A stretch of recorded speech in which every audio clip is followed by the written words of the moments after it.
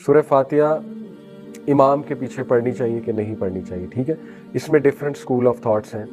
इमाम Abu Hanifa के नज़दीक, यानी उनके स्टूडेंट्स के नज़दीक बेसिकली इमाम अबू यूसुफ जो हनफी स्कूल ऑफ थॉट है, वो कहते हैं कि जो हर नमाज जो आप इमाम के पीछे पढ़ेंगे आपको ज़रूरत नहीं है सूरह फातिहा, चाहे वो सिर्री है या जहरी नमाज, यानी साइलेंट और लाउड नमाजें। असर और ज़ोहर साइलेंट नमाजें, बाकी 3 लाउड नमाजें। वो कहते हैं किसी भी नमाज में आप ना पढ़ो, इमाम की ही सूरह फातिहा आपकी सूरह फातिहा है, ठीक है। ये हनफी स्कूल ऑफ थॉट है। बाकी इमाम मालिक का जो स्कूल ऑफ थॉट है वो ये है कि लाउड नमाजों में ना पढ़ें और साइलेंट नमाजों में पढ़ें, ठीक है। ये इमाम मालिक का स्कूल ऑफ थॉट है। इमाम शाफई और इमाम अहमद बिन हंबल दोनों का स्कूल ऑफ थॉट है कि पढ़नी है, और कब पढ़नी है असल में वो फिर इमामों की भी ट्रेनिंग वही करते हैं। इमाम शाफी के स्कूल ऑफ थॉट में इमाम को चाहिए कि सूरह फातिहा बहुत ठहर ठहर के पढ़े। और आपने जो शाफी इमाम्स हैं, कभी आप अरब कंट्रीज़ में गए हैं तो वो सूरह फातिहा इसी तरह पढ़ते हैं, जैसे अल्हम्दुलिल्लाह रब्बिल आलमीन के बाद वो साइलेंट हो जाते 3-4 सेकंड के लिए। क्यों? क्योंकि उनका स्कूल ऑफ थॉट है कि पीछे वाले पढ़ लें ताकि टकराव ना हो।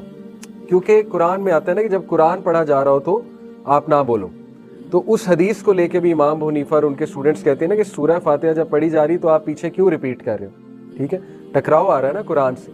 तो इसको खैर इमाम बुखारी ने इसका जवाब दिया है।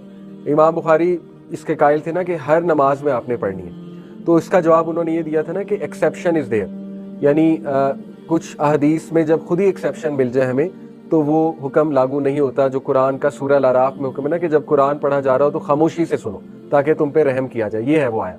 तो वही कहते हैं कि देखिए सूरह फातिहा उसकी एक्सेप्शन है कि वो आपने पढ़नी है इमाम के पीछे, लेकिन उसका बेस्ट तरीका है कि इमाम, उसके 2 तरीके हैं। एक इमाम शाफी वाला कि इमाम खुद ठहर ठहर के पढ़े। पाकिस्तानी मसाजिद में कुछ इमाम है ठहर ठहर के पढ़ते हैं, आपने नोट किया होगा, शायद वो इसीलिए इस तरह करते हैं कि पीछे कुछ लोग अगर पढ़ रहे हैं तो वो साथ पढ़ लें।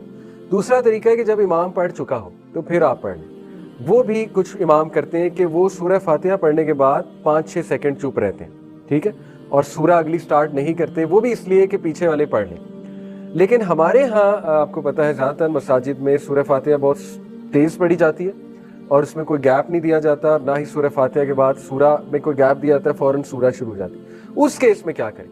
उस केस में फिर मजबूरी है। देखिए मैं जिस स्कूल ऑफ थॉट का कायल हूँ मैं अपना बता देता हूँ।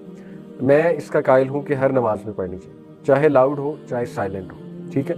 बाकी इमाम मालिक का स्कूल ऑफ थॉट कुछ लोग उनको फॉलो करते हैं, इमाम मालिक को, और काफ़ी मज़ीद अइम्मा कराम उनकी भी राय इमाम मालिक वाली है कि ये वाली राय मोतदल है।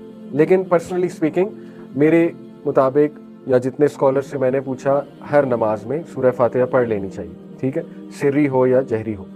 अब सवाल ये पैदा होता है कि वो एक हदीस है, नबी सल्लल्लाहु अलैहि वसल्लम ने फरमाया कि एक साहबा पढ़ा करते थे ना अल्लाह के नबी के पीछे सूरह फातिहा फजर की नमाज में। नबी सल्लल्लाहु अलैहि वसल्लम ने पूछा कि ये क्या करते हो तुम लोग? तो साहबा ने फरमाया हम आपके पीछे पढ़ते हैं। तो नबी ने फरमाया कि आप जो है वो, अबू हुरैरा के गालिबन ये कॉल है कि दिल में पढ़ लिया करो, नफ्स में पढ़ लिया करो, या नबी के अल्फाज हैं, अभी मेरे सामने सॉरी वो हदीस नहीं है। कुछ लोग इसको कोट करते हैं, कहते हैं देखिए यहाँ पे मना फरमा दिया, ठीक है, मना नहीं फरमाया असल में। नफ्स, ये जो स्कॉलर्स इसके कायल हैं कि इमाम के पीछे आपने पढ़नी, वो ये कहते हैं कि यहाँ जो नफ्स से मुराद है, नफ्स में पढ़ लिया करो, इससे मुराद है मुहावरतन आहिस्ता पढ़ लिया करो, ऊंची ना पढ़ा करो कि इमाम ना डिस्टर्ब हो। ये बात है। मना जो फरमाया गया था वो ये था कि ऊंची ना पढ़ो ताकि इमाम ना डिस्टर्ब हो। नफ्स के अंदर पढ़ो से मुराद है आहिस्ता पढ़ा करो। इससे ये मुराद नहीं है कि दिल में, देखिए ना, अगर दिल में पढ़ना है तो फिर बाकी नमाज भी आप दिल में पढ़ें, फिर इमाम के पीछे आप सुभाना रब्बियल आला भी ना कहें, फिर तो ये भी बात बनती है ना, वो भी फिर दिल में कहें। इस तरह फिर आप अत्तहिया भी ना पढ़ें, वो भी इमाम के पीछे पढ़ें। और फिर आप खुद सोचें कि जमात में तो नमाज पढ़नी है।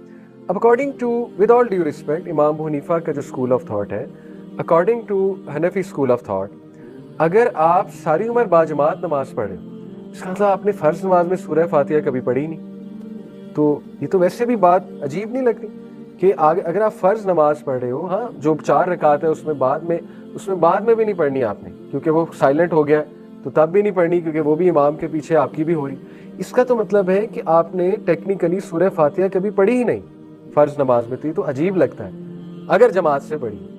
इसलिए मेरे ख्याल में कि वो व्यू वीक है, वो वीक भी है और रिस्क भी है बहुत बड़ा।